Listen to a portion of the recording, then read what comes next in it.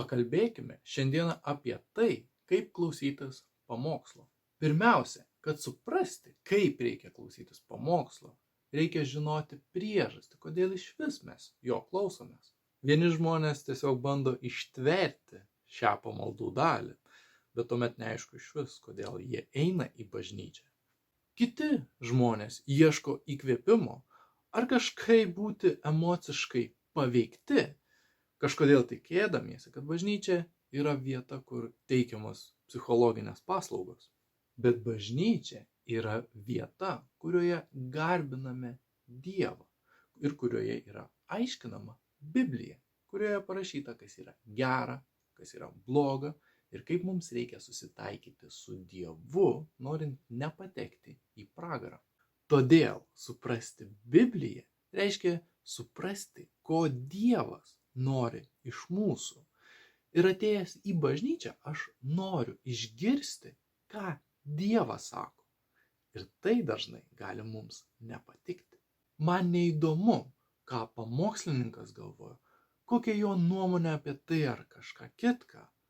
Man reikia, kad jis paaiškintų, ką Biblija moko.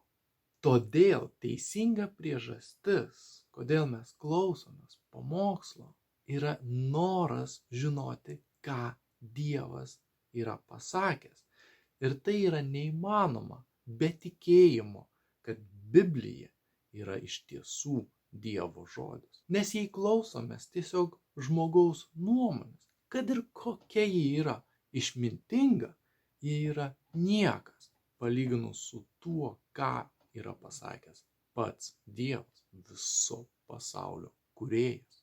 Todėl aš jums siūlau, kai jūs klausotės pamokslo, visuomet užduokite šiuos du klausimus.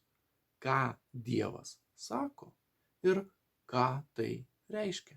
Pirmas klausimas, ką Dievas sako, mus kviečia, klausant pamokslo, žiūrėti, ar tai, ką dvasininkas kalba, yra tai, ką Biblijos tekstas kalba, ar tai yra jo fantazijos ir pritempinėjimai. Aš noriu išgirsti, ką Dievas kalba, aš noriu suprasti, ką jis sako, todėl pamokslas privalo atspindėti tai, ką tekstas sako, ir jis negali nuklysti nuo jo nė milimetro. Deja, būna taip, kad pamokslai yra tiesiog dvasininko idėjos, prisimastymai, kurias jis bando pagrįsti šventuoju raštu, Biblija. Ir tuomet Biblija, užuot buvus centrinė, ji tampa tik pagalbinė. Kai bandome paaiškinti bet kokią knygą, ne tik Bibliją, mums reikia suprasti, ką autorius turėjo omeny. O ne tai, kaip aš norėčiau, ką tai reiškia. Ir visiškai tai neturi nieko bendro su tuo, ar man tai patinka ar nepatinka. Išgirsti Dievą reiškia suprasti, ką Biblijoje jis iš tiesų sako. Antras klausimas, ką tai reiškia? Iš tiesų klausia, ar tu supranti, ką Dievas sako ir ar gali pritaikyti tai savo gyvenime. Deja, dažnai pamokslininkai arba praleidžia šią dalį, arba labai stipriai sušvelnina, nes ji yra dažnai nemaloni mūsų ausims, nes reikalauja pokyčių.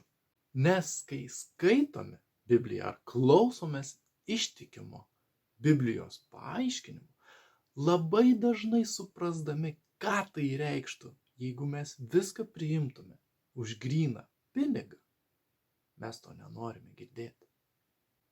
Po pamokymo Timotiejui ištikimai skelbti Dievo žodį, aiškinti Bibliją, Paulius sako, ateis toks laikas, kai žmonės nebepakęs sveiko mokslo, bet pasidavę savo įgeidžiams, susivadins savo mokytojų, kad tie pataikautų jų ausims. Jie nukreips ausis nuo tiesos, o atvers pasakoms. Argi tai nėra, kas dedasi mūsų bažnyčiose šiandien? Ir čia kalba apie bažnyčias, čia nekalba apie kas už bažnyčią.